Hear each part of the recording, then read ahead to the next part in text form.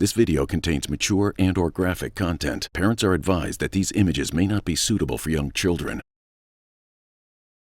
We're going to take this show into the controversial zone because a radio broadcaster is seriously rocking the boat with her suggestion to, get this, show porn to school children to teach them about sex.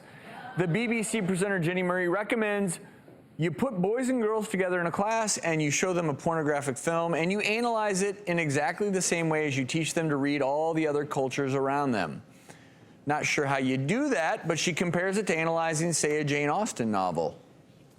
Yep, nope. Nope. Nope, very it's not different. the same thing. It's Very not the different. same thing. So you may back me up on this as a parent.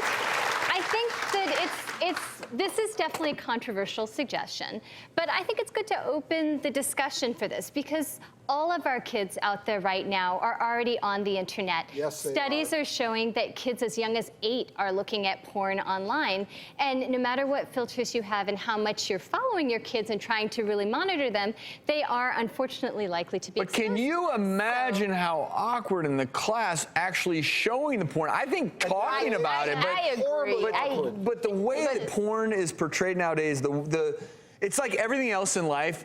Bigger is better, and I'm not referring to the size of. I'm just referring to these films now are so crazy that I cannot imagine. Educational. You can't deny that, but not for kids. Well, but I think open discussion, though. Yeah. So the thing is that I think many children who are surveyed feel like sex ed is really lacking in schools right now. That there's a big gap. Yeah. There is a big gap. In sex ed, there is a big gap, but pornography is not, I don't think it's really education. I think it's a lie. And I think that what we are teaching them is we are teaching them like unrealistic expectations of what a healthy sexual relationship looks like. And so I think we should bring it up.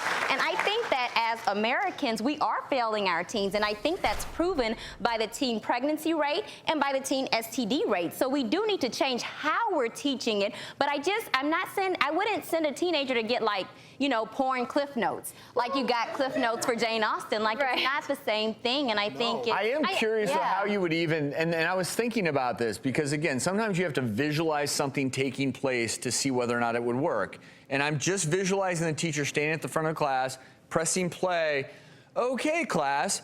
Now she is going to take, and it's just the way that pornography, the unrealistic elements of it, to me, it's crazy when you look at the studies and people who watch too much porn, and I'm talking about adults here, how they have unrealistic expectations. And then after that, sex with their partner can be so mundane and boring because not everyone can hang from a chandelier while they're, giving a foot massage.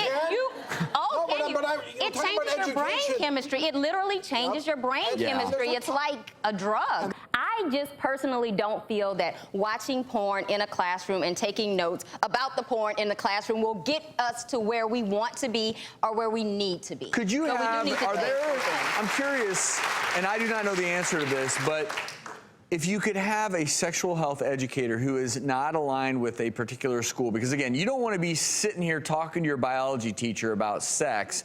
They could do the true birds and the bees element, the scientific element, but then to have a sexual health educator whose entire career is to go from school to school at, say, the ages of 8 or 9, because it's younger than you would think. And they go in and it's not threatening and kids could ask any questions. There's no repercussions because this is someone who is an adult figure but unknown to them in their day-to-day lives. Right. And they could ask curious questions. They could even ask, everything from sex to menstruation to all the things that kids are curious about, like why does my mom have a tampon? What is that thing? And to me, that's what's missing. And I'm curious why we don't have more programs like that. The takeaway here is that we need more education, and however that can be accomplished, I certainly think is a positive. Certainly an interesting conversation starter. Let's see what's coming up next.